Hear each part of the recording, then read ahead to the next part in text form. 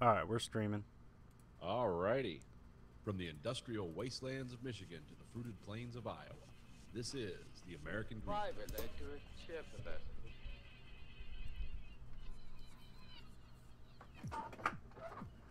You are the dead. Remain exactly where you are. Make no move until you are ordered. We burn them to ashes and then burn the ashes. Now we can see you. Clasp your hands behind your heads. Stand out in the middle of the room. And back to back. Who can explain the fascination of fire? What draws us to it, whether we're young or old? Here come the candles to light you to bed. Here comes a chopper to chop off your head. And welcome to the American Greed Factory podcast. This is Nathan. This is Conlon. Mark's back. It's been a while. Took a hiatus. Been busy. Yeah. Our fans have been clamoring. No, It's like, where's Mark? What have you done? I got a little bit of fan mail. Oh, did you? Yeah, I didn't read it, but I got it. Yeah, it's never read it. Nothing good will come out of it. No feedback is good feedback. But did you? Oh, All our fan will be displeased. yes. Mom and Dad are going to be disappointed. Yeah, late start tonight because I had equipment failure. God, Mark came over because he's got this mixing board here. This almost looks professional. We're doing all kinds of crazy stuff tonight. It's been an experimental beginning. Well, when it involves me, the answers are never going to be simple and straightforward because I've kind of developed this theory. It's like anything good has to hurt, Oh, man. and it has to involve a lot of overthinking and doing things redundantly. Because I feel like if there's no suffering, then it's not worth anything. Actually, I don't feel that way. It just turns out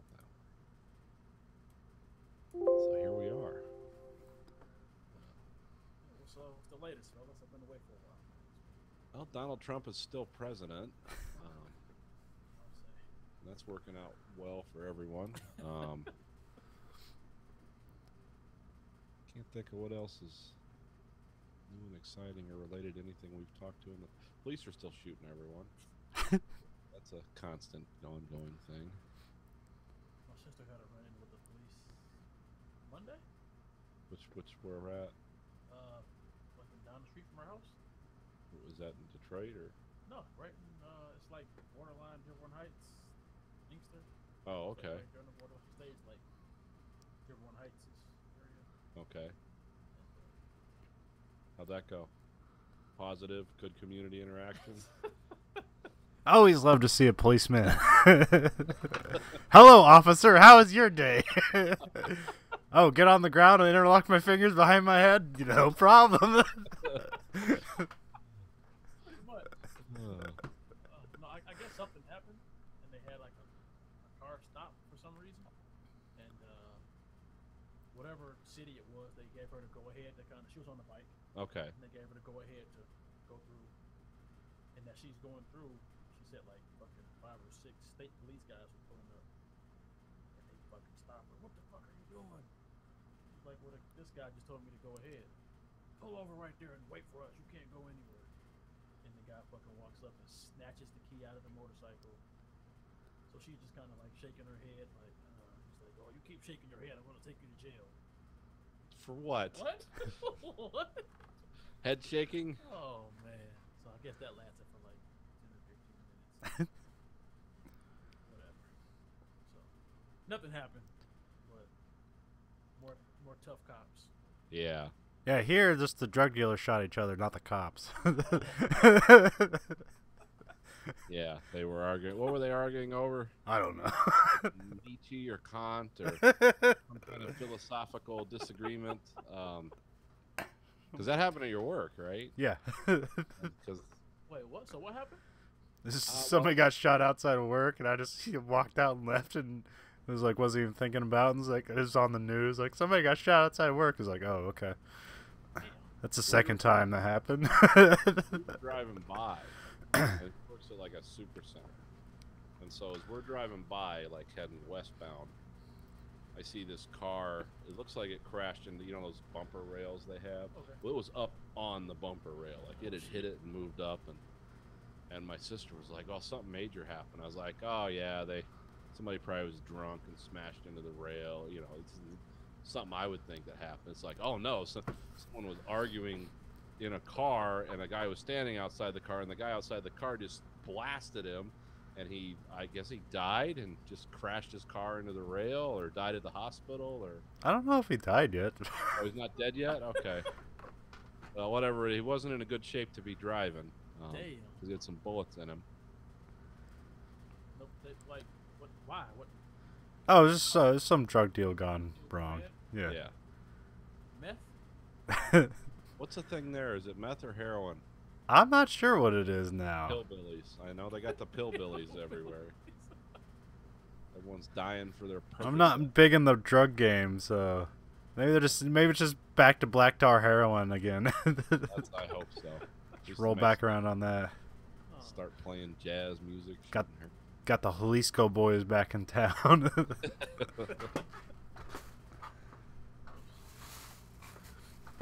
Yeah, these cops nowadays. There's this show we watch. It's kind of like, you remember the original Cops? Yeah. It's sort of like that. And some of these guys are reasonable people doing a shitty job. Being a policeman's a shitty job. I'm gonna say that right before I launch into this really offensive thing that I'm gonna like piss off a bunch of people with. I understand it's a shitty job, but some of these people need to realize it's like, hey, whatever war crimes you perpetrated 5 or 6 years ago, this isn't that place anymore. You don't need to act like that. Okay, there's no women and children for you to shoot, or nothing for you and your buddies to hide. So just quit acting like everyone's out to get you. Not everyone has a fucking IED strapped to their chest in America, okay? So just knock it off, tough guys.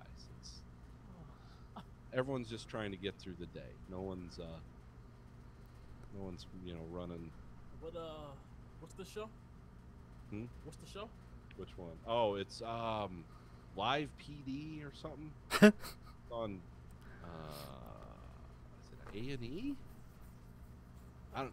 Sounds about right.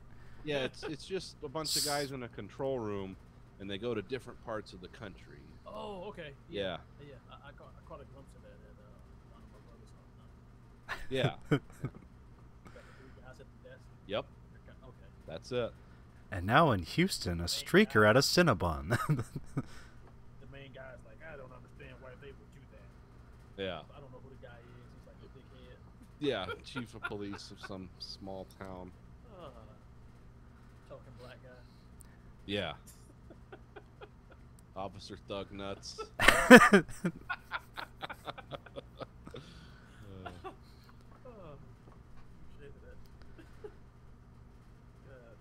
Well, I was listening. They were having a conversation on that show because they try to editorialize.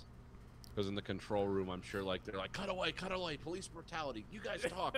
We're not going to show this part.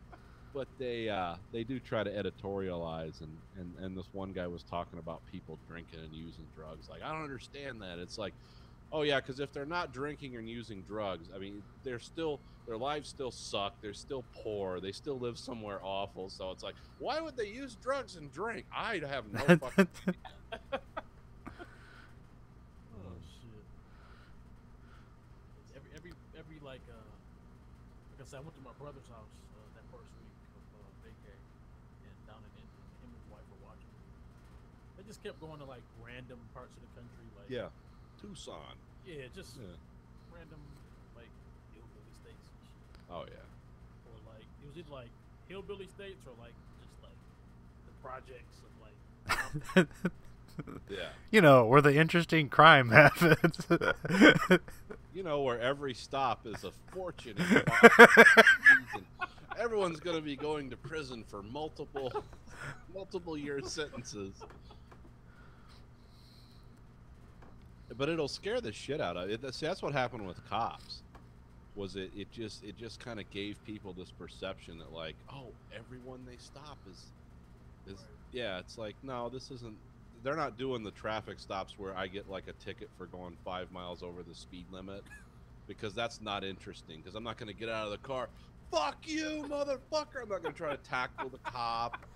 I'm just going to be like, okay, thanks. Yeah, what is it? 190 bucks. Great. I'll send checks in the mail. Have a good day.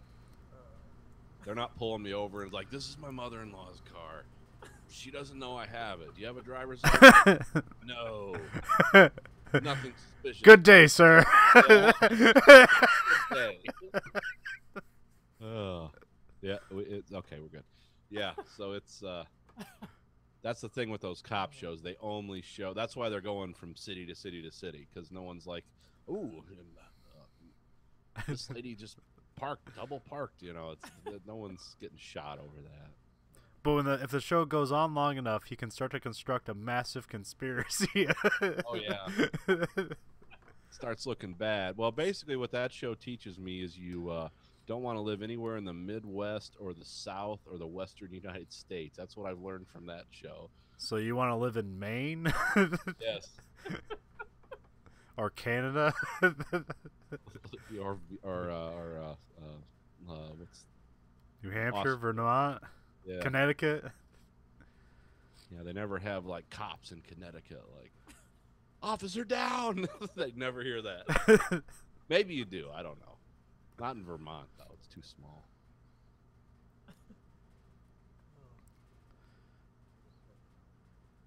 A lot of that reality TV shit is picking up. Like you said, they try to make it seem like it was like they did like 3 motorcycle chases in a row. Just really, that guys are just taking off on motorcycles every day, huh? Yeah. Just random parts of the country, cities you've never heard of. Well, they have to make a theme out of the episode. Right. This is motorcycle chases. So otherwise, it'd just be like, hey, we put body cams on cops, and here's a 24-hour stream. Yeah, I like how the body cams now are they're either not being turned on. There's some law like they don't have to turn them on if they're in a violent situation. Like, I guess the rule is you don't have to fuck with a body cam if you're in peril of your life, which, okay, that makes sense. But if you pay attention to how these guys act, they almost are constantly imperiled. It's so, because the one body cam, the Australian lady who is now an American who got shot, no one had their body cams on. Nobody understands why. She called the police and said someone was being assaulted in an alley. Then they showed up and shot her. And it's like, well, what the fuck happened here? Where's the body cam? That's just precognition. She didn't know she was creating the assault. It's that movie Minority Report. It just showed up and blasted her. Well, they said they heard a loud explosion and she was standing there, so I guess the guy just decided to shoot her. Somebody let off an M80 and it's like, let's hose this chick down. And then the other body cam that was on, that they left on, I'm sure by mistake, they were planting drugs. Put right on the ground. Hey, look what we found. Drugs. It's like, oh, okay. All these body cams are confirming is what everyone always thought. Was that like a Family Guy joke or something with like the bad cop who accidentally shoots everybody? Just sprinkle some crack on. Oh no, that was a Dave Chappelle joke. Yeah. Sprinkle some crack on him. All right. Sprinkle crack. I'm sorry. Yeah, I think it's that headphone jack. It'll get better. You guys seen that? You guys got Netflix? Yes. Yeah. That new, I guess it's a series, the new Chappelle. No. Yeah, the series or the 2 comedy Like- specials you did? Yeah, it's like him like doing stand up. Yeah. He did he released 2 comedy specials at the same time. Oh, I'm gonna have to check that out. I always liked Dave Chappelle. Always felt bad for Dave Chappelle. Why is that? He's a genius and he just lost his mind. No, he didn't really lose his mind. They made it seem like he did though. He just said, well, he didn't want to play their game. Well, they're like, "Do you want $100 million?" And he had to be like, "Oh fuck."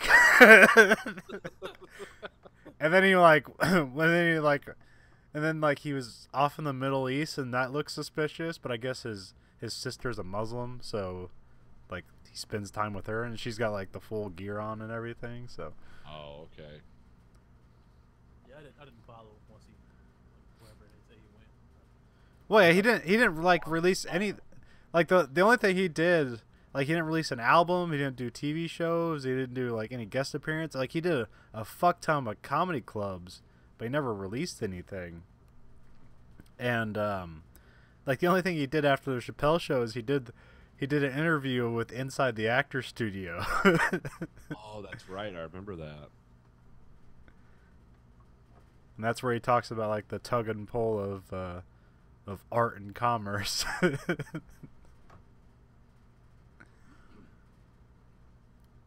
Yeah, I didn't catch that. I'm gonna have to watch those comedy specials.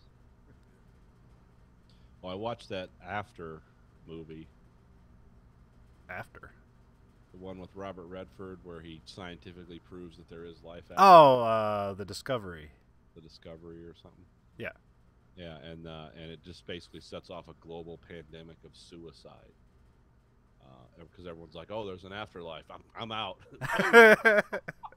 But it is actually And they have the global death counter. yeah, it's like 12 million people rising all the time, but yeah, it's actually the cure for insomnia. I wouldn't recommend it. No, it's not that great of a movie, but there's some like great ideas that would have been better explored had it been like a TV show or something.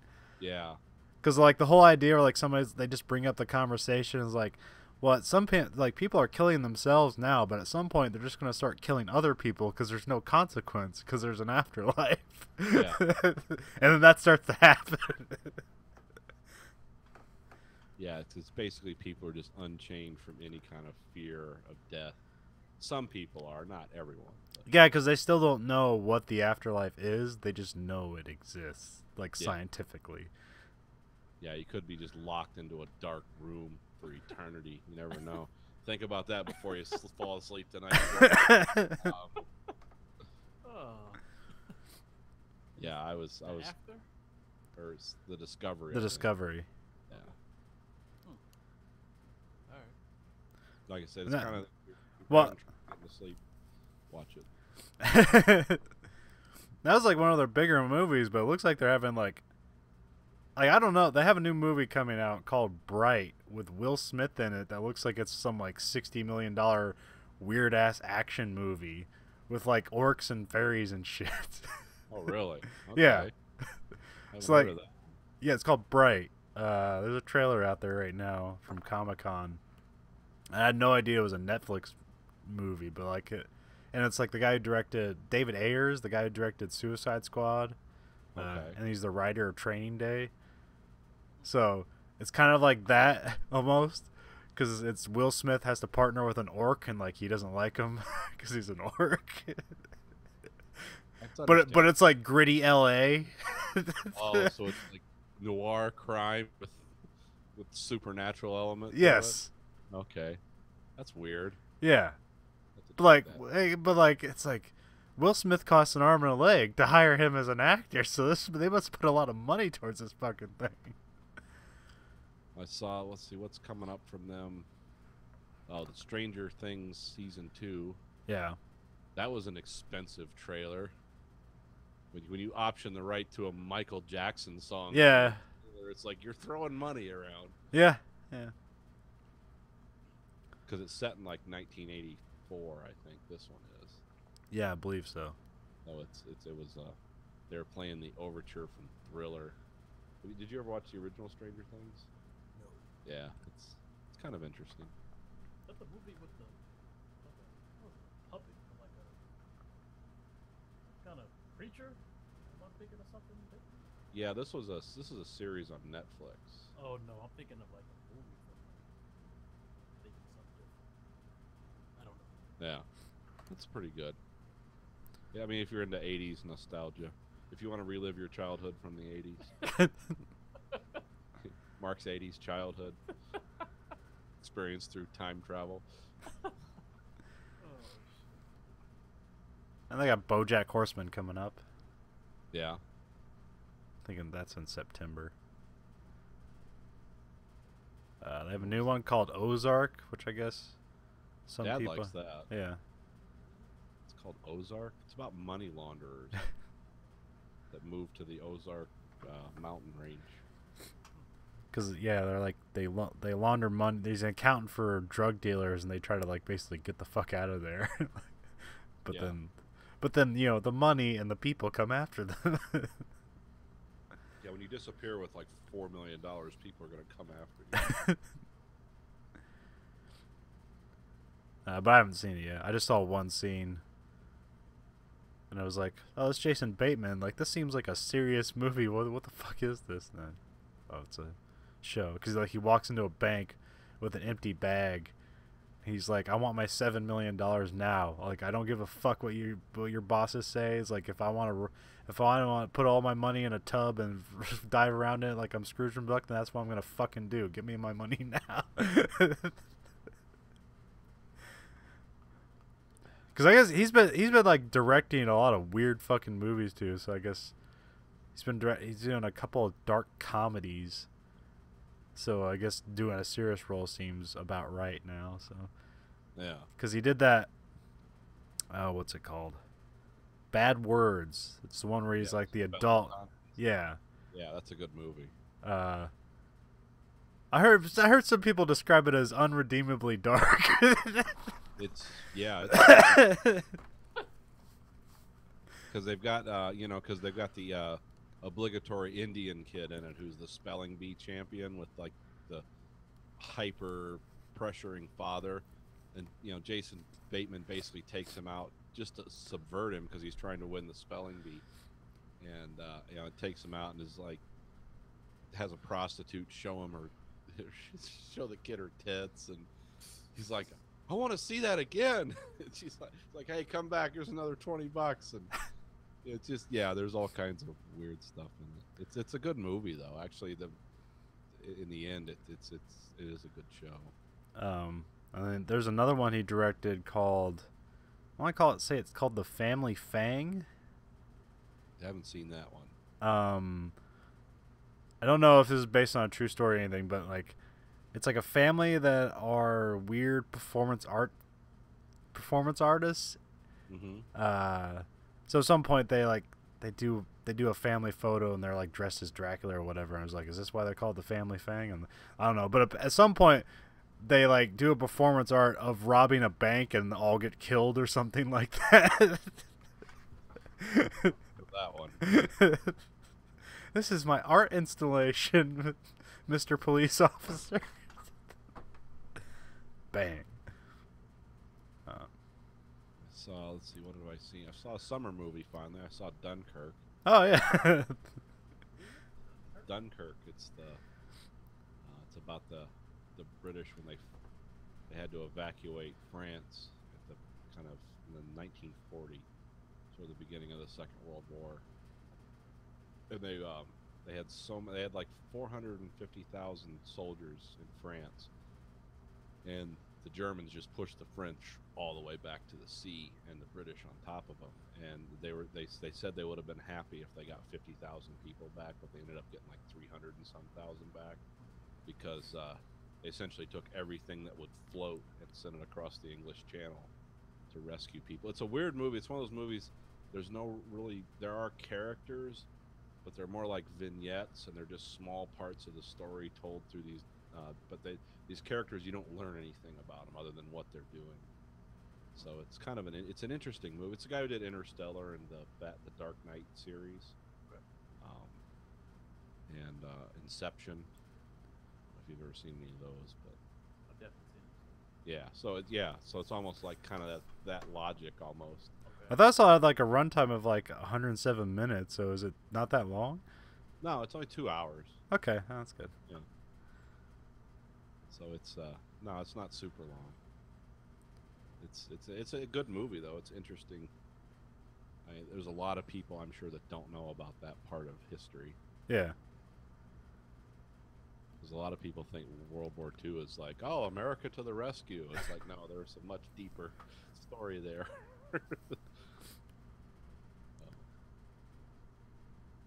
But for a war movie, it's not like excessively gory or frightening or anything. So Yeah. it's an approachable movie. But it's kind of got to read up on that to understand the importance of what's going on. I saw the new Spider-Man movie. What'd you think of that? It was really good. You seen it, Mark? No, I planned on it. I haven't been yet. Probably the best thing about it is that they finally have a good villain for Spider-Man.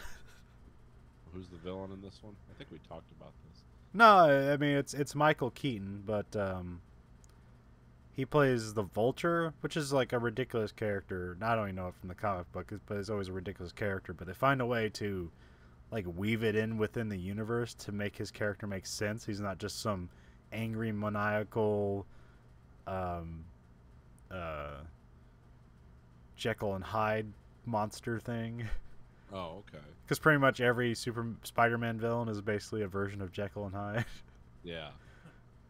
It's like the Lizard Man. It's like, that's the literal Jekyll and Hyde. Then you have Dr. Octopus, where it's like, well, he starts out good and then he becomes evil because he accidentally killed his wife or whatever.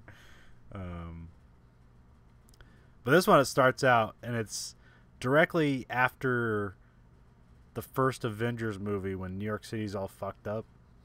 Okay. And they have a cleaning crew, and Michael Keaton's a part of the cleaning crew, and he got this crew all together, and he spent a lot of money on it, getting trucks and everything, and they're cleaning up all this fucking alien equipment. And then suddenly, like, somebody comes in, and like they have a government contract, and he's like, I was promised things, and they're like, hey, go fuck yourself. And so he spent all this money, and he decides, and they still have like some of the salvage of all this alien technology, and they decide like, let's just keep it. And then they start making like technology to steal more of it, like without the government finding it, without finding out. But to make their money, they're selling like these weird guns to criminals. Oh. Like laser guns and stuff? Yeah. Oh, okay. But yeah, it's like for a villain, he's a very interesting character, and it's like his story makes sense. You can understand him. He's not just maniacally evil for no sense. Yeah, he's just not evil for the sake of evil. There's Yeah. like a purpose. I can understand that. And Spider-Man's fun, so he goes Yeah. around and be Spider-Man. How'd the new guy do as new Spider-Man?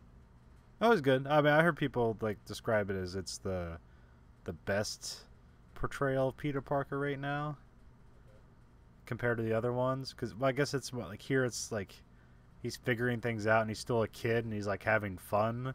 So I guess they brought some kind of fun back to Spider-Man after like the second reboot was like all dark and dreary. Right. Okay. So now they're just making it fun again. And they're in the Marvel universe, so there's all that stuff. Yeah, so that all ties together.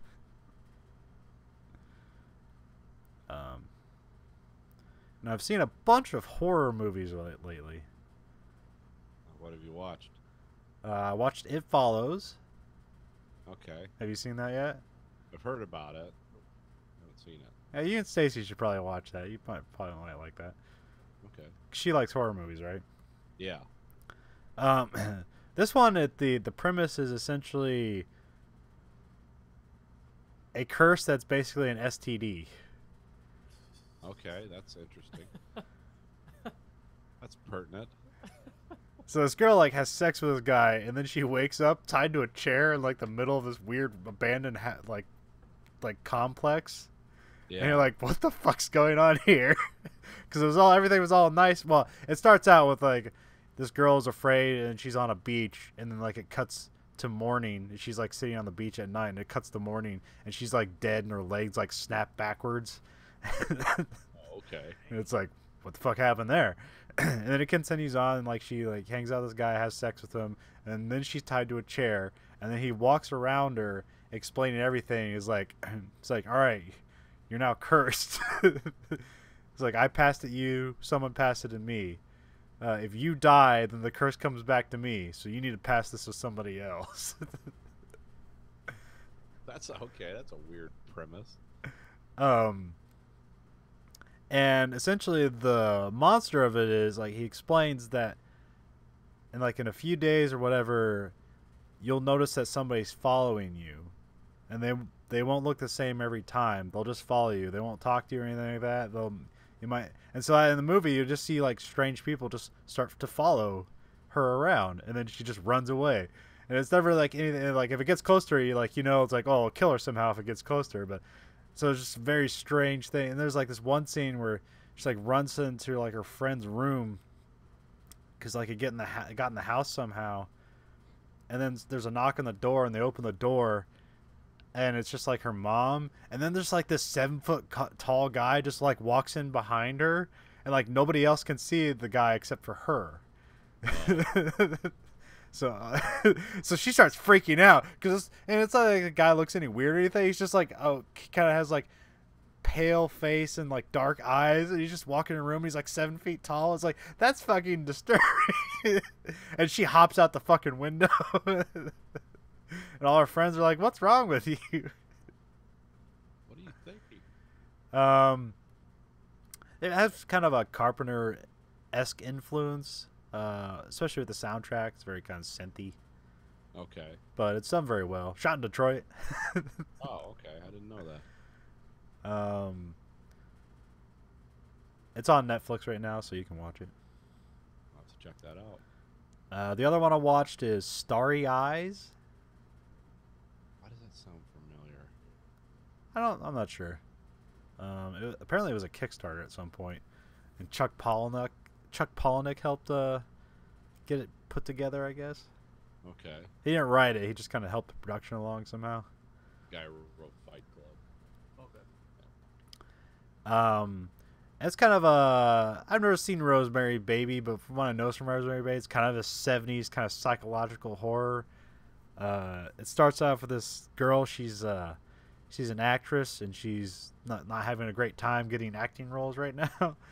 And she's working as a waitress at a Hooters, basically. They call it Taters. That makes sense. And then she gets a role, and it's like these weird people, and then at some point she's like writhing on the floor and screaming like she's being possessed by a demon, which I don't know if that's what was actually happening or not. Or if she was just playing into it. And so she gets a call back, and this is like the only callback she's ever had before. So it's like, hopefully. And then like every time she gets called back, she has to do like more and more like depraved things, Oh, okay. And then like it turns out like it's not for like a movie role. Like they're just these cultists, and they're trying to like turn her into some sort of demon. Oh, okay. So yeah, it's also very synthy, but it's more psychological than straight up horror. But it's a pretty. That name sounds familiar. I'm going to check that out. Also on Netflix, so you can check that out. Yes. This podcast brought to you by Netflix. Sponsorship. Share your password with everyone. Netflix. I can't remember the other horror movie I saw. I saw a bunch of horror movies. Oh well. Haven't seen shit. And I've been watching. There's the Red Letter Media guys. You might not. The biggest thing they did is they did this really long review of the Star Wars movie. They basically reviewed them all. It's called like Mr. Plinkett's Review Star Wars. Yeah. But they have other shows that they do, and there's one series they do called The Best of the Worst, where they watch absolute just trash. Straight to video. Imagine, yeah.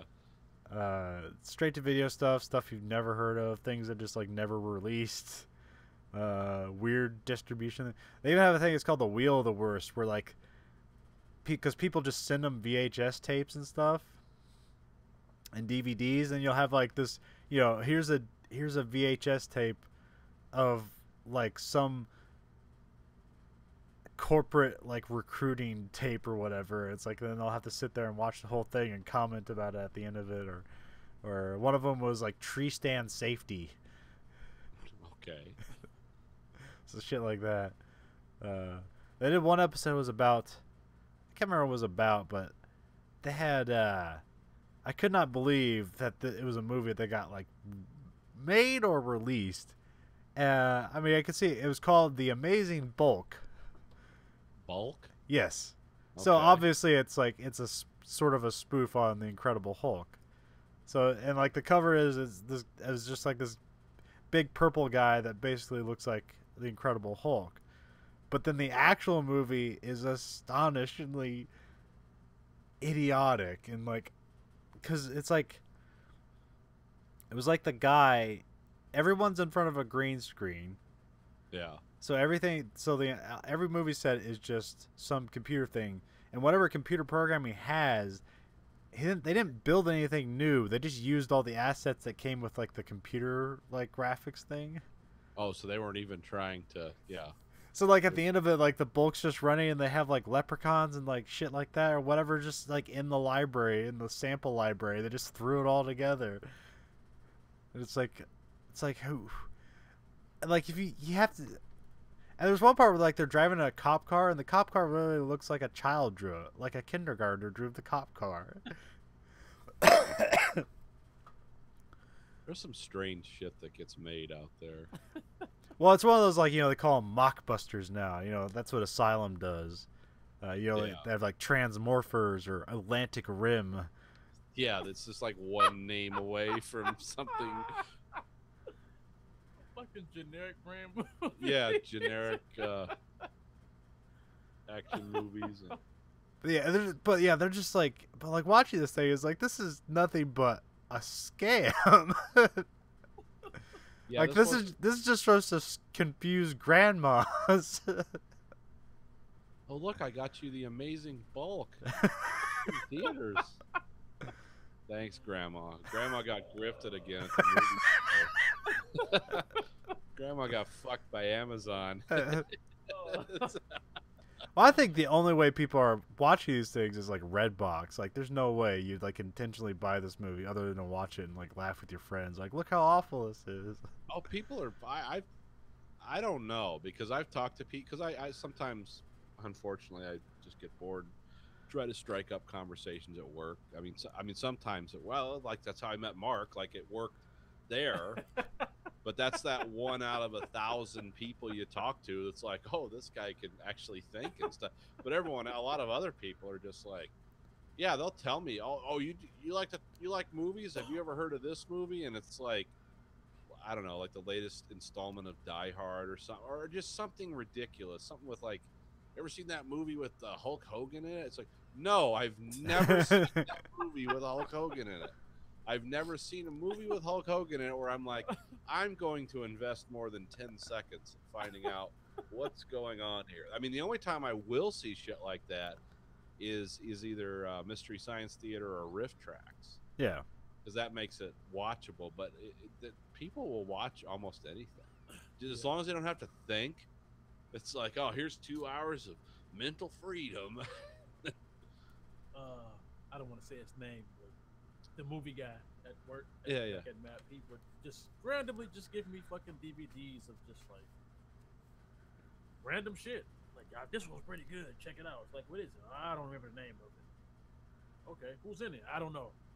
Just random like off the street actors. Yeah. He's like, this was pretty solid. One of my favorites. Like, all Yeah. right. Yeah, I know a guy at work, and like he used to like let me borrow movies, and it was like, this is trash, right? But like you don't want to just tell him that.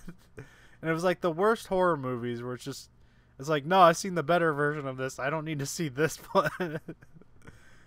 But it's like, and then one time I was explaining like an idea I had for like a Friday the 13th.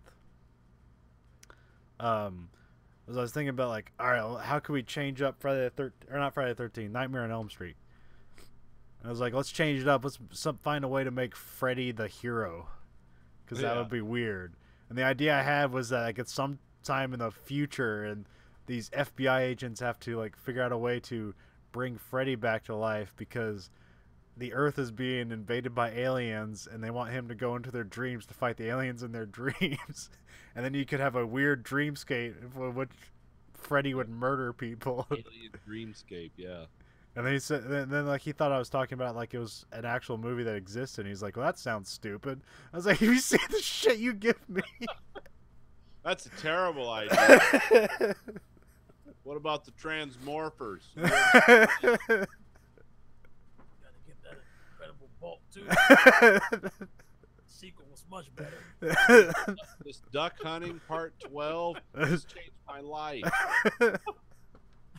This is like a Hemingway novel for morons. You know, it's just... You ever seen Straw Dogs? I really identify with the captors. What was the movie? The Kevin Smith movie? Was it Armageddon or Navy SEALs? He said, "You'll know right away if you like this person by asking them if they like this movie, and how they answer will determine whether you should speak." Or there was something like that. It was, I don't know. That was a joke in Clerks where like always the stupid people would see Navy SEALs and go, "Ooh, Navy SEALs." Yeah. It's just, yeah, it's really uninteresting movies. Well, I mean, even I like watching all this these Red Letter Media guys talk about things. Like they don't just like they have a specific thing for why they don't like a movie, or like they'll make certain phrases like it was a good script, and then that actually means something specific. Because usually, like when I think like what a good script is, I'm like, was the story good, and like did they have cool dialogue, or good characters, and that's kind of like what I think of as a good script most of the time. But then like they were talking about Abraham Lincoln Vampire Hunter, which isn't really a good movie. No. I mean, it's fine for what it is, but it's not really Ridiculous, over the top, and but even if it's, I don't know, it's like, because Wanted is ridiculous and over top, but it's fun and watchable. Like Abraham Lincoln Vampire Hunter isn't really fun at all. Yeah. But he was like, he'd say like, "Oh, it's a good script," and like, "I saw that movie. That's not a good script." But then he's like, "No, it's like, what they mean by a good script is, does a character have like an arc and a motivation, and does that carry through from the beginning to the end of the movie?" That's kind of what they mean by like good scripts, is like character arcs and things like that. oh, okay. Because they're film students, so I guess that's probably something you pick up in film school. Something that people actually know something about this. Unlike me, it's like, I was entertained. Well, you think about the hopelessness of my existence for at least 90 minutes. Well, you think Hollywood would like know things about like character arcs and things like that, but even they're not there, because when you have 7 people write a script, Yeah. it's like, why does this character not have a character arc? And it's like, because I didn't write that character. Yeah, nothing like movies by committee. It's like, how many people made this? 29? Oh, okay. Well, then they had this one budget episode they did. They were talking about movies that made money, and they were saying basically they multiplied their budget by 2, and then everything after that was essentially profit, because they were saying how like they don't know exactly the budgetary numbers, but a lot of times how much you spend on the movie is how much you spend on advertising. Okay. So basically just multiply by 2 what the actual cost of a movie is. Yeah. So that's when they get to like Transformers, and like every Transformer movie has made over $1 billion worldwide. Yeah. And they're huge in China, so that's why they don't stop making them. Yep. It's like, well, it's an easy $1 billion. It would mean like $250 million to make it, and then $250 million to advertise it. Yep. $500 million. But yeah, the Chinese, they anything with giant robots, it's their thing. Yeah. Well, it's Pacific Rim I was hopeful for that movie, not really well received, not really a good movie, but made a bank in China. Yeah. That's why it's getting a sequel. Yeah, they loved it in China. I mean, I still like that movie, even though it's not really a good movie. Yeah, it's still like has a lot of really good ideas. Just the story doesn't really, and some of the characters don't really work. But yeah. Oh, well, it's like be basically a new cast this time around. So,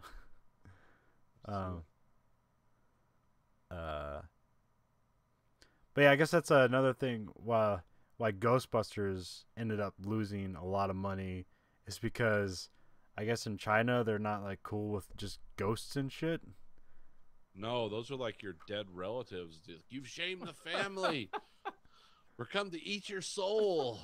So, you know, they spent like $200 million making that movie, and they got nothing from China. Oh, they don't want to see. They don't want to know that their relatives are coming to kill them. For the first Ghostbusters? That's the one where they made with the all-female cast recently. I'm like, damn, thinking back then like 200 million. No. That would have been, that's like Heaven's Gate money Like, back then. Damn. Okay. I don't think that one's gonna go far anyway. I saw that new Transformers and Last night. is that what it's in theaters? I don't know the name. Yeah, it's called Last Night. Yeah. What does Anthony Hopkins do in that movie? What the hell was he? The old British guy. Yeah, he was like Hannibal Lecter. Everyone knows him for that. Yeah, I'm trying to think. He was like what the hell? I don't do. It was just long, and I just kind of hour. I was just like, it's like 2 hours or some change of just like nothing. Yeah. Like they dragged the shit out of that movie. They stretched it. Yeah. It was. I don't even remember. It was some kind of, well, I mean, it all had a Knights of the Round Table theme. Yeah. So I'm sure he was like some purveyor of, we've been the guardians of this land for, since the cup of Christ was handed down. You know, I'm sure it was some nonsense like Oh, he's that. probably in it for 5 seconds, got paid $20 million. Yeah. He had a significant role. I can't remember.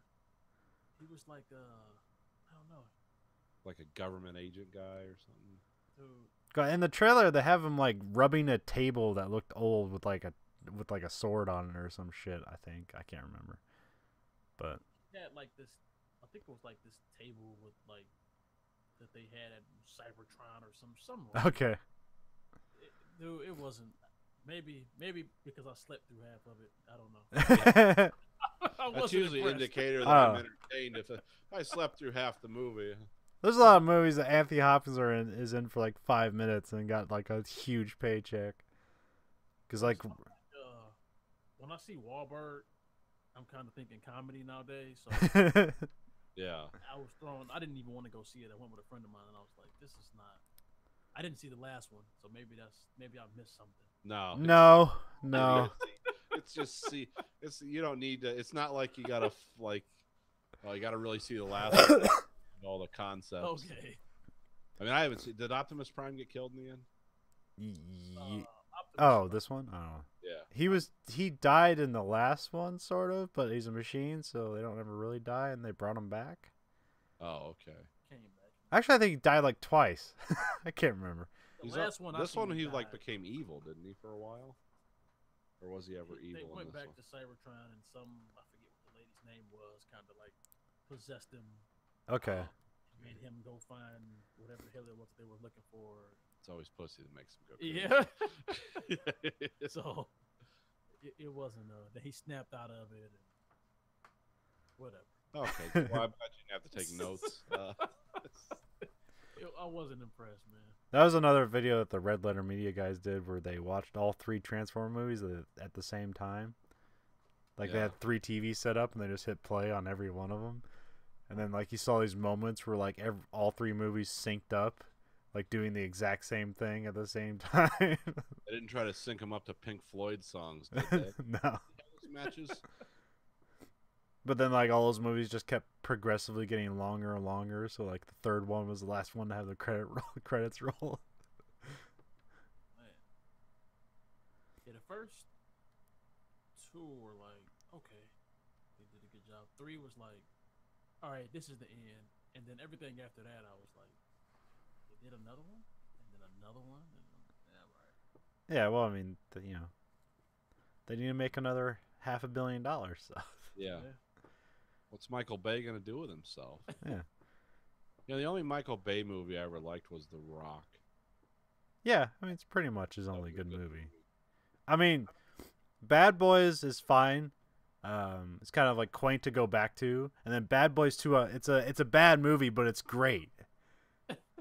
Like where else are you gonna see dudes like launching cars on the freeway at cops trying to chase them? It's fucking great. And then Hopkins in that. no.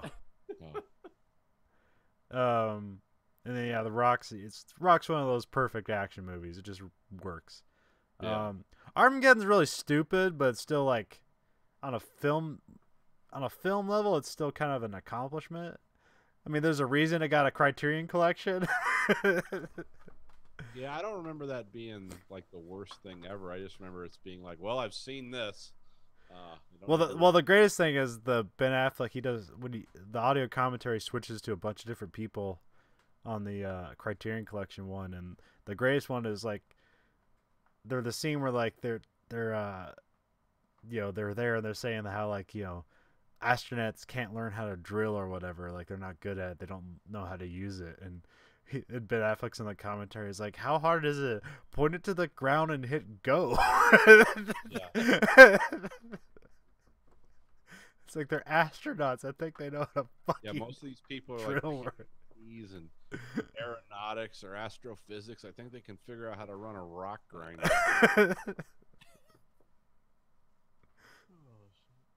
But it wouldn't have been fun if it was just a bunch of like Vulcans, just emotionless people. Like, Yeah. okay, we reached the depth. Now we will sacrifice ourselves. Yeah, and watch that Deepwater Horizon movie, and it's like you can see like all the skill it takes to like know how this shit works, but like this is fucking rock in space. Like all their knowledge goes out the window as soon as they go in fucking space. Yeah, they're not. You're drilling on a thing you know nothing about, like it's component makeup or anything like that. You're using everything that's just diamond tipped. You don't know what the fuck that's doing. You don't know what's inside there, whether it's air or other shit inside there. Alien eggs or. Well, I mean, it's just like I can't. I think asteroids are mostly like iron and Nickel iron. Yeah. That's why when people are like, "Well, that one asteroid was only what was the one that hit in Russia? It was like as big as a house." The Tunguska incident? No, the recent one, the one in 2013. Oh no, I don't remember that one. Dash cam videos of it. Oh. Chernobylsk or something. Okay, yeah. Yeah, but everyone was saying like, well, that was only like the size of a house. Is like, yes, but it was a solid core of nickel iron. If that had hit anywhere in Russia where there was a sizable amount of people, would have killed like 500,000 people. It was because what they say it was a more destructive power than like 50 Hiroshima bombs or something. Damn. Yeah, asteroids are big. The ones that make it through the atmosphere are heavy. The ones that are real light and hollow, they just burn up. But the ones that make it all the way down, I mean, and that injured like, how many people got injured from that? Just had their eardrums and shit blown out. It was. I mean, I've seen the video. I never investigated the incident or anything. Oh, it was quite a few people. I think 1,000 people or more got their eardrums just exploded. Because we should watch some of those sometime when. Fuck it, we'll do it now. Because I always like the Tunguska incident because that's always because it happened so long ago that just rumor just ends up being like, oh, this is like space abduction. I always like the Tunguska incident. Can you hear me? Yeah. Okay. I started to hear myself getting looped back in. I know. I'm getting ready to post this on Facebook. So yeah, that was weird. You want to do that thing where you hear yourself and try to talk? Oh yeah, that's fun. Yeah. What's that called? The schizophrenia simulator? I was gonna do a psychology report about that at some point. Oh. Because we had to try to find some phenomenon in everyday life and try to see if it has some sort of statistical significance as to whether it's actually a thing or not. It's like, well, I know this thing happens. Like if you hear yourself echoed, well, not really echoed. It has to be like I don't know. It's a delay. You can kind of talk through your own echo, but it's really hard to talk through yourself as a delay. Yeah.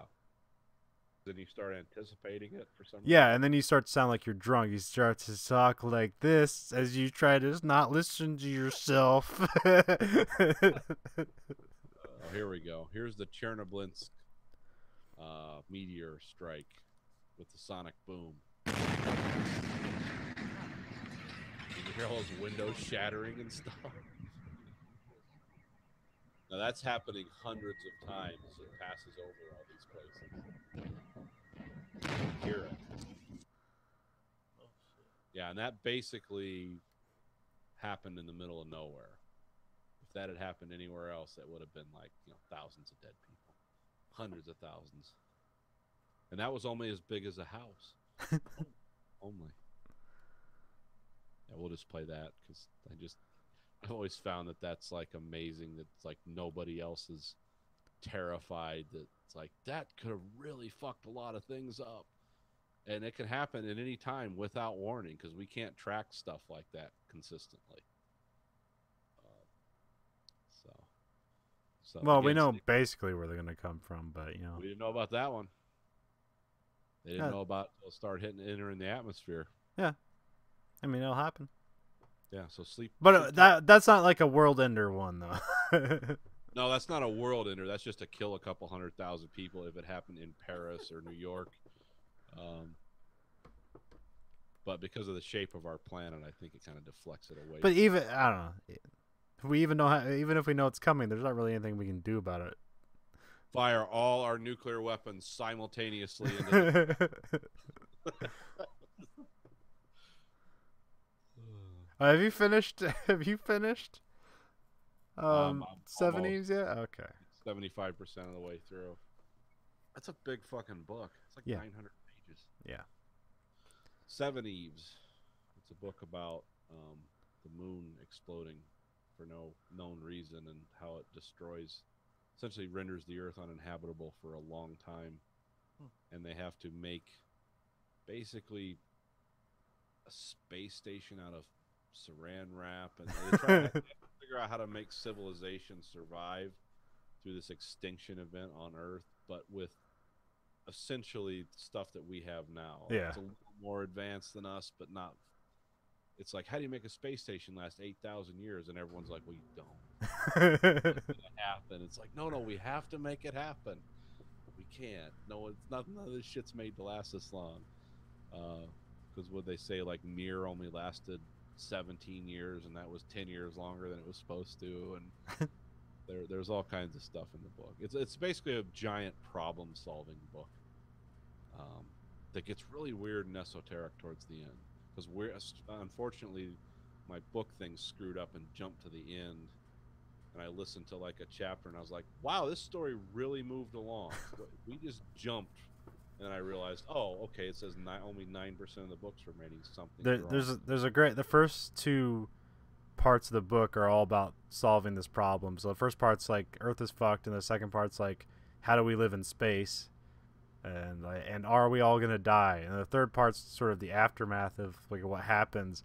And it's one of the greatest transitions an audiobook has ever had, because you just like you get to this part where everything like builds up, and it's like, oh shit, like all of civilization almost died, and then it goes 9,000 years later.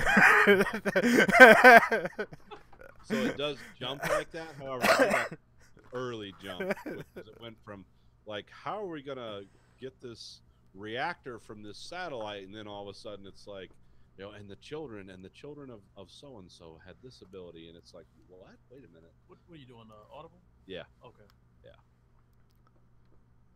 So yeah, if you want to go deep sci-fi, do you listen to headphones over at DDMP, or is that still? Not supposed to, but I do. Yeah. Okay.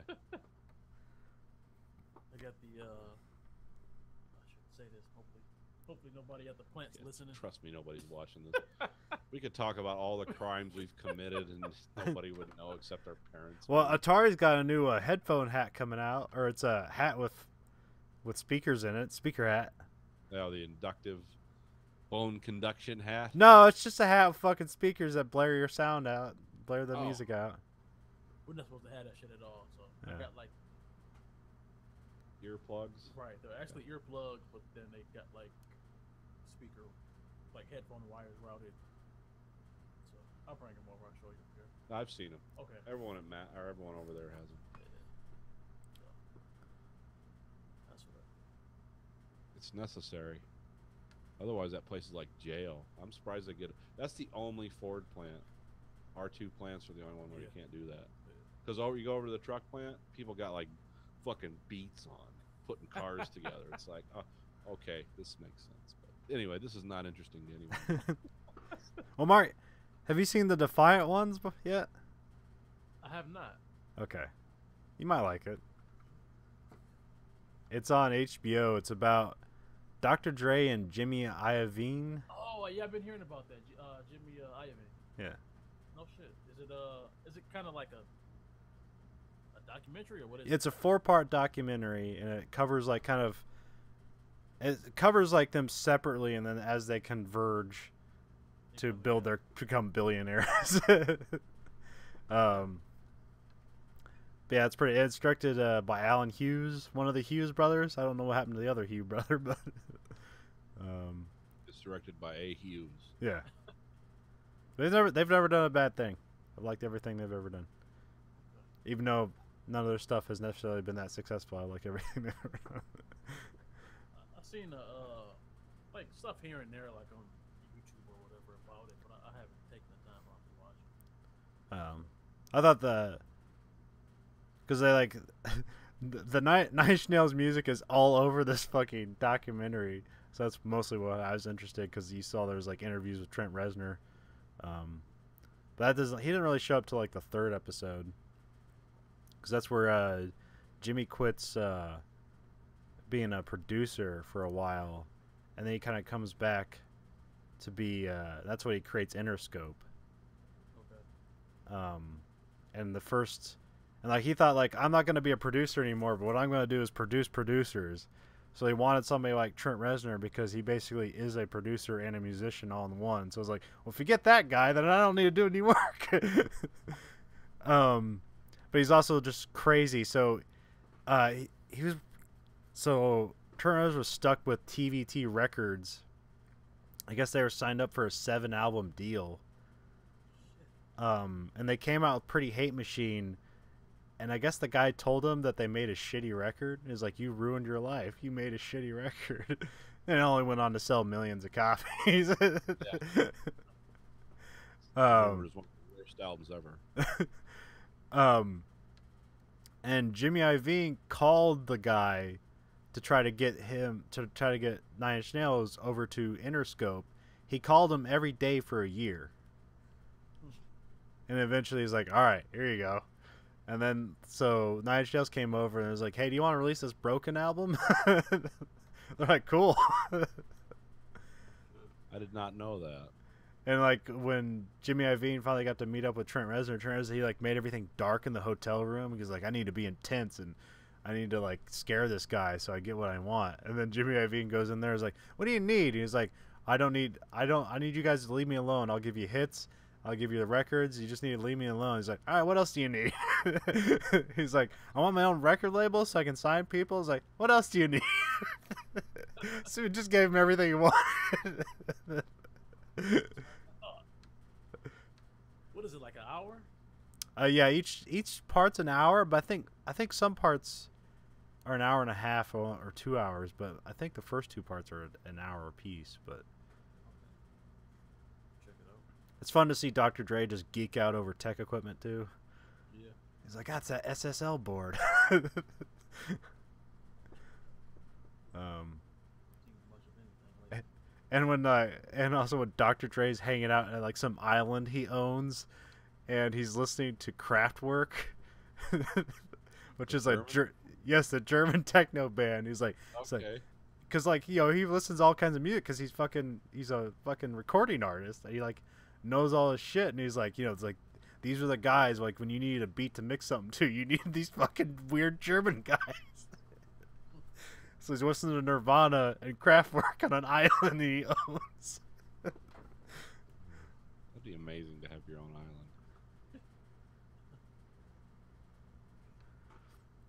yeah, check that out. Something else does like that came out. Oh, I haven't watched that yet either. It's shit, what's the name of it? It's something with Puffy about Bad Boy, and it's on like Apple Music or Apple something Apple related. Huh. You know, you watch it there. It's like exclusive to Apple or some shit. Oh, okay. Like Bad Boy and Puffy, all that other shit. Huh. I don't. Can't. And that Tupac movie's out. That It's was just all coming together. That was a failure. Really? It wasn't a bad movie. It wasn't a good movie. It's just a movie. Yeah, it was. Wait, was this one of his many post-mortem movies? Or No, it's a movie about his life, a biopic. Yeah, they didn't do it justice. Come on, really should have. Pretty I don't know, like somebody like him, you kind of want to learn some stuff you didn't know, and they kind of gave you the stuff that was kind of like in the tabloids, like. Oh, okay. Oh. All right. So They just gave you the myth. No inside track. the guy who played him was fucking pretty good. Looked like him. and Yeah, he looked a lot like him. Other than that, it wasn't exciting. I don't know.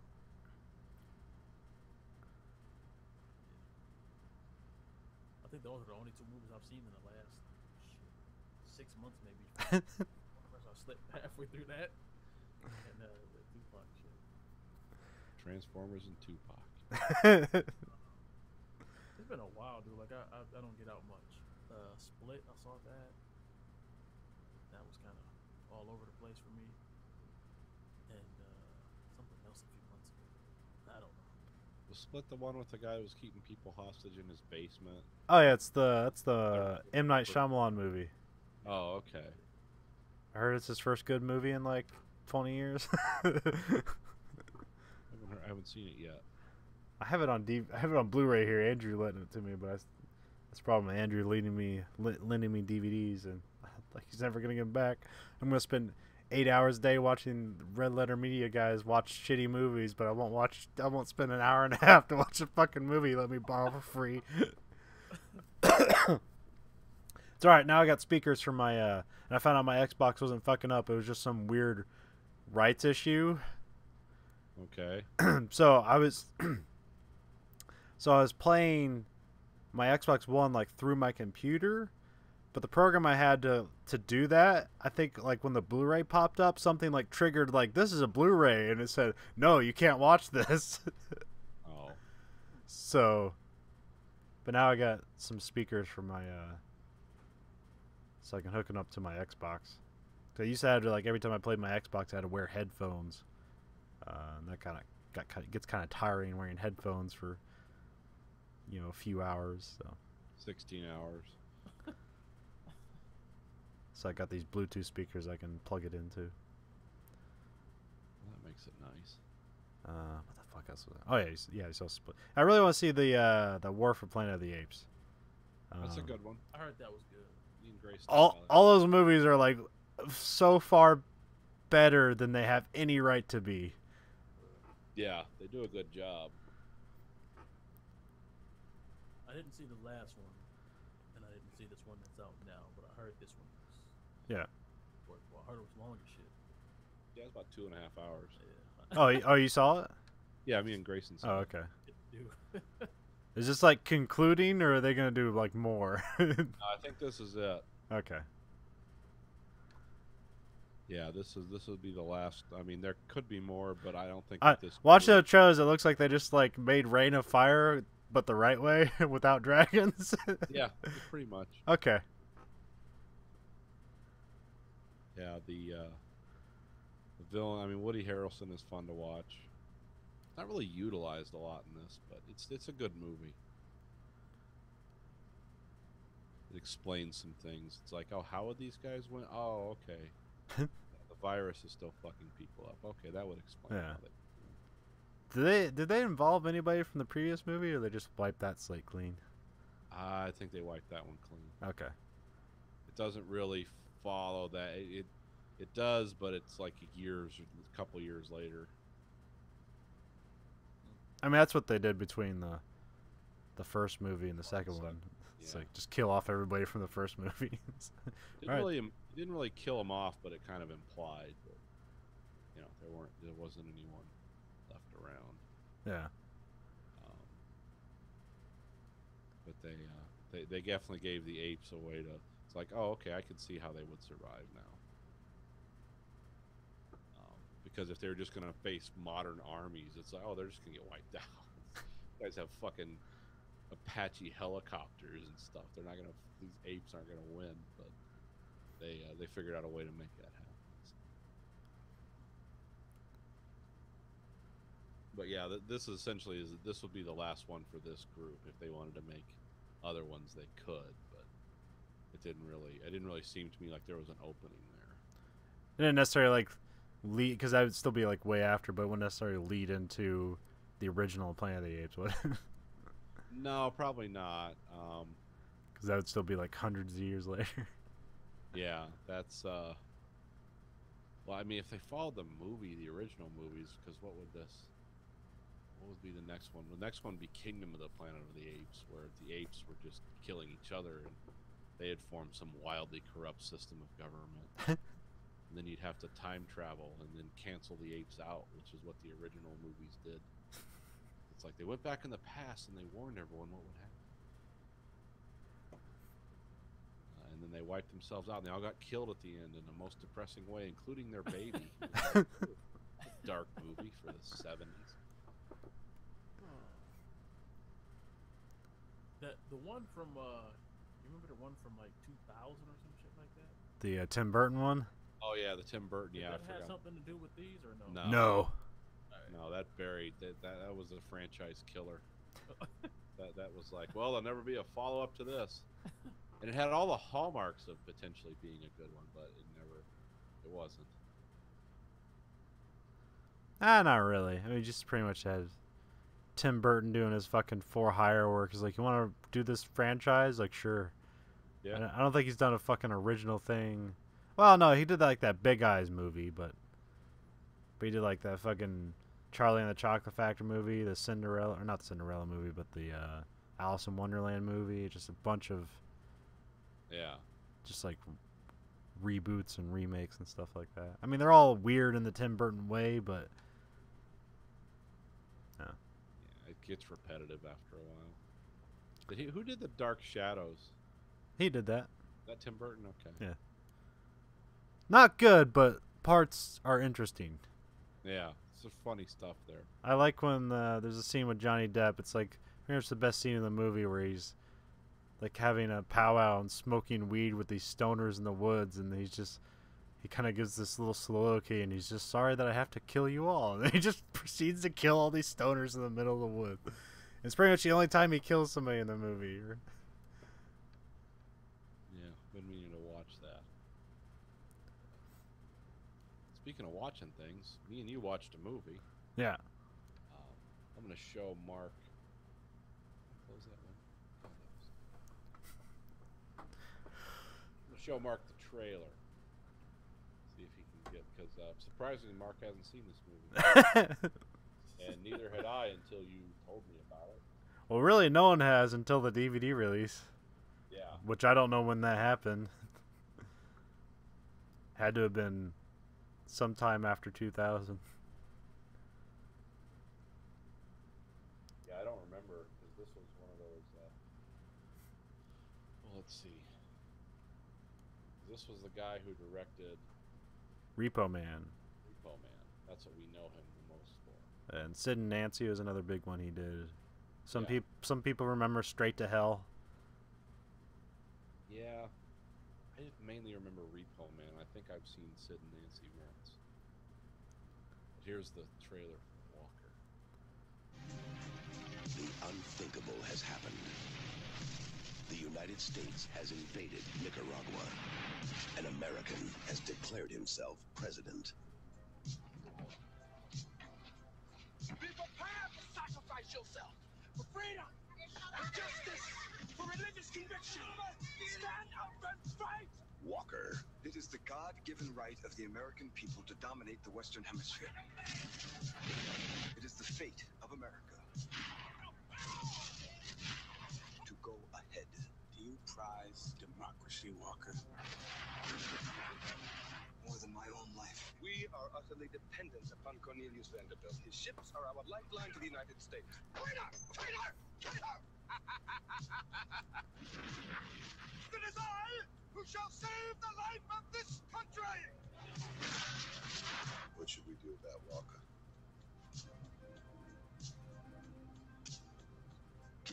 No one will remember Walker.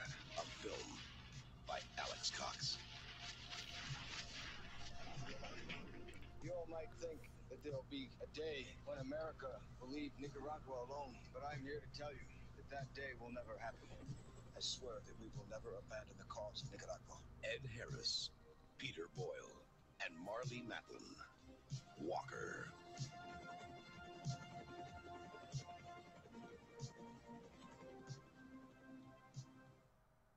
Yeah, it's a weird movie. I watched. Colin sent me 3 movies like a month ago. Sent me The Thief with James Caan. That was a Criterion. And then the last one we talked about was Blowout with John Travolta. It's another Criterion movie. It was a Brian De Palma film, kind of unknown. You might like that. It's on Prime right now. Okay. And then the last one was Walker, which was said this is an Alex Cox movie with actors you'd recognize and kind of acting strangely, or I don't know. Ed Harris played it straight pretty much through the whole movie. But it set this movie up, Conlon. What would we say this was? This was... It's really hard to set this up because you want to go with like the the reason it was created, or like the actual like setup for the story. Let's go with the reason it was created, because that's a little more closer to our time. So at the time, this is during like Iran-Contra scandal, and we're doing a lot of shady shit in Central America. Yeah, it's 1985 we're talking. And at some point they invaded Nicaragua for some reason. I can't remember. Yeah, it's the rebels. Yeah, the Sandinistas had won an election, and we didn't want that to happen. Yeah. And so we went in there. And so it was America invading Nicaragua. And so this is like supposed to be like a parable about a guy who actually tried to invade Nicaragua like 100 years before. 70. Yeah. So this was based on a real guy. Okay. But this movie quickly gets ridiculous. Well, it doesn't really get ridiculous until the end. Well, if you pay attention all the way through, it is kind of okay. This movie. I mean, you kind of have to spot the anachronisms, but it's even hard to tell because, like, you kind of like Old West, old timey stuff. You don't know when things happen, but then some things pop up. Like, did that exist then? Like people reading Time magazine and drinking Coca-Cola out of bottles did not exist in the 1870s. But see, this was a message movie. This was because Cox was like kind of like a British anarchist almost. Yeah. Like, so that was his political bent. So this was kind of moralizing about what the Reagan administration was actually doing in Central America. Only this story was set like 100 and some years before that, but modern things started to come into the movie. And by the end of the movie, a fucking helicopter lands, and a guy says he's from the CIA, and I'm only taking Americans out of here. And then the helicopter takes off, and you're like, "What the fuck just?" Why? And they actually shot it in Nicaragua during the. This movie was shot in Nicaragua during the Civil War. Yeah. Oh yeah. And the helicopter scene was the most dangerous part of shooting this movie. Because they were using a Russian heavy lift, like a big helicopter, and the pilot was supposed to land but not take off. But the pilot just, like, he landed, they filmed the scene, and then he took off, and all the explosions and stuff they were running for special effects for the movie, the helicopter just sucked this huge downdraft of wind, and so the whole set caught on fire. Like, everything would just burst into flames. So that's kind of the production and some of the stories behind this. This is a very weird movie. I enjoyed watching it, but it wasn't easy to watch. I'm not going to say like, oh, this was great all the way through. There were some great performances in it. There's a lot of actors you recognize. Like, and Ed Harris played this movie straight the whole way through. He was the most sincere Walker. Like he was given that speech in the trailer about it's our destiny to control the entire, American subcontinent or whatever. And that was a real guy, and he actually did some of this stuff. Now, the story, of course, takes a lot of liberties, and I didn't read any biopics of Walker to back this movie up because this movie gets so weird. I was just like, we'll just talk about the movie. But that was so that's kind of the story here, and this movie came out in '85, but it has a very '70s kind of production vibe to it. Like, well, and also it didn't really ever come out. This it was a terribly because Universal owned like the rights to it, and I heard it was like shelved for 20 years until it got released on DVD. Yeah. So there was no way you're actually going to see this movie until it came out on DVD. Just terrible. It was. Well, yeah, there's no way they could sell it, and possibly like political implications. Yeah, because also like this like anti-American movie. Yeah, and also this like ruined Alex Cox's career too. Like he never did anything really big after this movie. Yeah. I mean, he did Straight to Hell at the same time. But that's more of like a weird B movie indie comedy that people remember, but it wasn't like a big release or anything. People mostly go back to Straight for Hell. It's like, hey, aren't they dressed like the Reservoir Dogs? It's like, don't you mean that the other way around? Yeah, but this was a movie with, I mean, yeah, because it did get released to some critics. Yeah, it made to film festivals and stuff like that, but yeah, because I remember Roger Ebert gave this like one of the most scathing reviews he'd ever given a movie. Basically did everything but call it just a piece of shit. But as packaged and advertised, it was almost like if you watch that trailer, you're like, oh, I'm going to see a serious movie about an important time in American history. And a lot of these actors are going to play it super serious, but then the weird elements start coming in, and the behavior of some of these characters is so bizarre.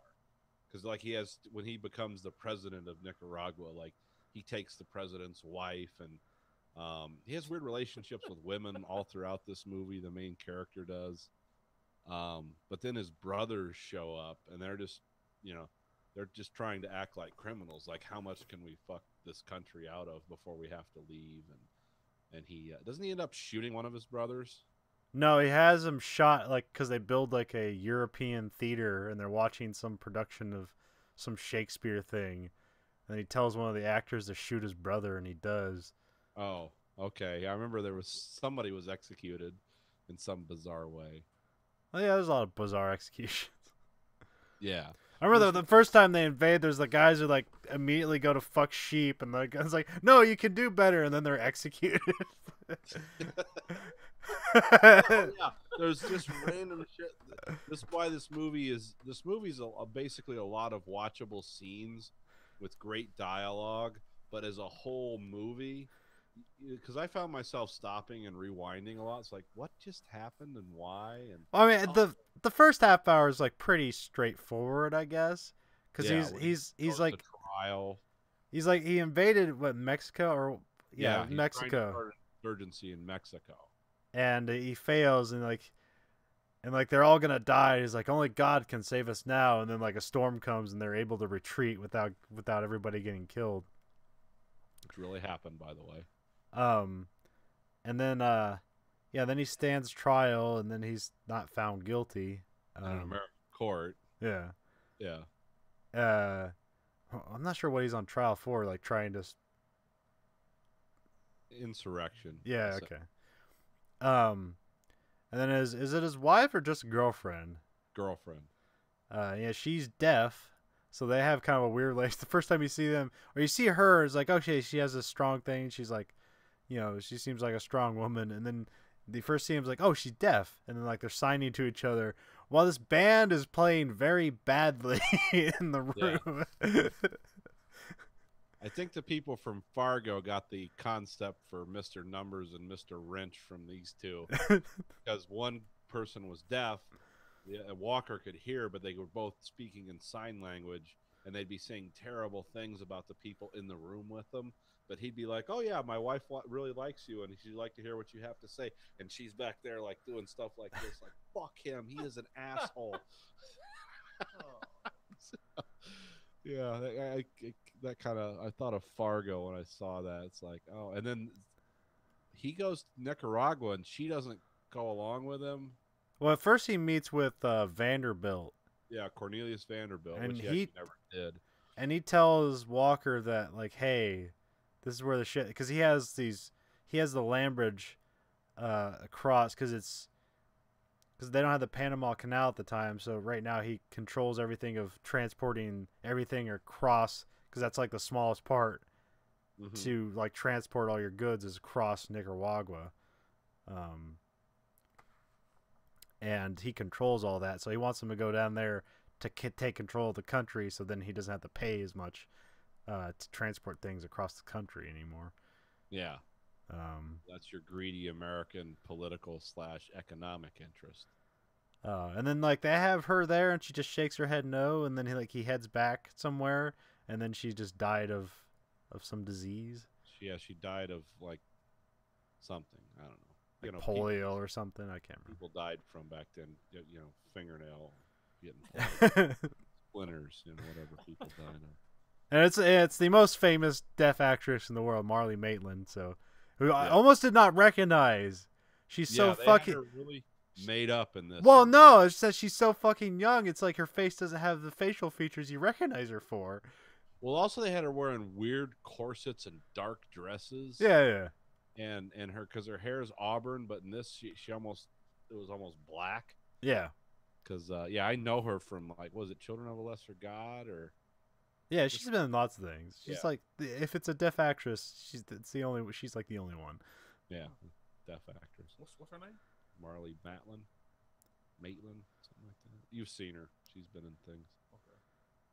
She's been in like every every hospital drama. She'll do something there. And, she was in a season of The L Word. Apparently, she's on a show right now called The Magicians. It's a sci-fi show. Oh, I haven't seen that. I haven't seen it or her in it, but she's a recurring That's what character. they say. Yeah, but this is an oddball movie. It's funny. I mean, it kind of. It's more like it's very dry humor, but it's almost like a Monty Python movie, a Lost Monty Python movie. Yeah, because Ed Harris is playing this straight all the way through, and that's what's the most amazing. Because he delivers some really corny dialogue in this, but just in such a stentorian, just eyes at the camera, like, I believe every word I'm saying. It's like, oh, this is weird. This is a weird performance. I mean, it's a good performance, but it's like, yeah, he's really going for it here. And when you know who Ed Harris became later, it's like, wow, this is a weird thing. Oh yeah. I finished watching this movie and I immediately saw the trailer for season 2 of Westworld. I was like, pretty much the same guy. Yeah. You know that world you never see? It's a big soft teat everyone just clings to. It's like, yeah, that's his Westworld dialogue. Black. When he's not cutting people up and. Well, it's hard to, because you want to because his decision making is always rash.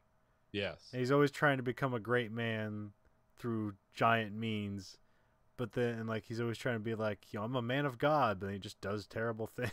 Yeah, but or has terrible things done. Yeah, because he never really does terrible things himself. They're just kind of done. No, he's the perfect embodiment of Cox's message here, which is American foreign policy. It's like that's what the one overarching thing I liked about this movie, beyond all the physical features of it, is I do kind of feel this way sometimes about American policy too. It's like we have all these benevolent intentions, but then there's all this horrible murder and suffering that's going to go along with it. But in the end, we are the men of God, and we are the people we're going to free these savages from themselves, no matter how many of them we have to kill. And that's, again, this is a message movie but it just becomes more and more ridiculous as it goes on. But I did appreciate that. In yes, Walker is the embodiment of U.S. foreign policy, especially in the Central America at this time. And then it's interesting that Central and South America are all fucked up again now. Yeah. I don't think they've ever stopped being, but at least now it's all over the news. But yeah, that's the part where he finally kind of goes overboard, where it's like he's running out of money, food, and everything for his soldiers, and he's not winning the people's hearts. And there's like he does a weird voiceover too, where he talks in like third person, like Walker's forces, and it's like, and like what he's saying is incongruous with what's actually happening. Like he's livening up as like Walker's forces are the best people he's ever seen. They're all just drunks and just people that have been kicked out of their own countries and they're sleeping with farm animals. They're just pirates. And I like the guy the actor who played who's the guy? It was like on Space Nine. He was the French guy in this. Oh, I don't know if he was French or not. The naval guy that was always getting shot, that was always trying to retreat. You know that actor? I can't think of his it. His name's like Rene Abojane or something. Huh. He played the shapeshifter in Deep Space. Oh, okay, yeah. Yeah, but he was that guy in this movie. It's like, do you think we should retreat now? No, not yet. We're gonna win. It's like, no, we're not. We're being overrun. Well, I like that one where they first get there, and the drummer, who's like a guy he's like plays a weasel in a bunch of movies. He's like the guy who drives the car in Ferris Bueller's Day Off when they leave it with him. That guy, and he's like, I don't want to be the drummer anymore. And he's like, if you march with me, like we're under the banner of God, and no harm will come to you. And then he's immediately shot like 50 times. Next scene. No, the part they get to him where they're running out of money, food, and all this other stuff, and then that's when he has his brother shot, and then he walks up on the stage of the theater doing like a Hamlet or something like that, and he's like, "I've solved our problems. We'll introduce slavery to Nicaragua." Yes. And this was 10 years after the Civil War.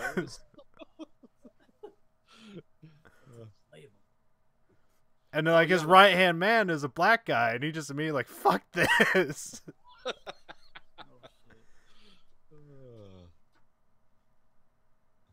Yeah, this is it's not an easy movie to watch, but there's some it's a weird gem. I guess if you like socio-political history, it's like, oh, okay, I see where this guy's going. But yeah, eventually, like the president's wife, like, tries to convince him to stop everything, and then she tries to assassinate him, and that's when he decides, all right, we're gonna burn the town down. And that's where, like, that's probably the most memorable scene. That's where like everything happens. Like, it's a weirdly like beautiful scene of just them burning the town down. It has this weird kind of like angelic like chorus to it over. It's like a weird scene, and then that's when like the helicopter shows up and like all this modern shit starts coming in and everything. So kind of just all happens at the end there. I like the news camera that hops out of the helicopter and just like, and then suddenly like all the people are in the 1800s have like modern day passports because like the CIA guys like we can only let American citizens on board, and like, I have a passport. They just suddenly have passports. And then Walker says that he's what does he say? I'm the president of Nicaragua. Yeah.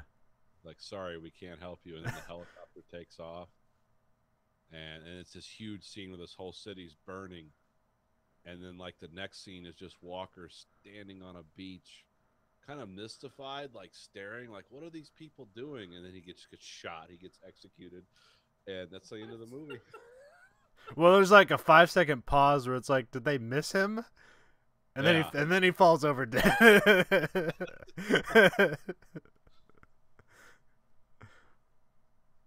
But it's a weird movie. It's a And good then movie. and then after that they say like when he was born and when he died, and then you have the television footage of like Reagan and the invasion of Nicaragua. And that's like, oh, that's what this is. That's where they That's put it when all. it gets super message heavy. Yeah. That's when they beat you over the head with it. Oh yeah. But it's a fun movie. It's not the easiest movie to watch. You're not going to sit down and watch this and be like, Well- I was wildly entertained front to back. But it's fun. I to mean, watch. it is a Criterion Collection movie, so you kind of know what you're getting in for. Yeah. Oh. And it'll hardly come up on if you search for it either, because like you put Walker in, it's like, do you mean Paul Walker? Like, no. Do you mean Walker Texas Ranger? Like, no. How much did you pay for the Criterion movie that you sent me? Oh, that was like $22. It's one of it's a newer one, so Okay. it's not like one of their out of print ones where you have to spend like $90 to get it or something Oh, all right. from eBay. Well, good. Yeah, all these movies were like $22, so. All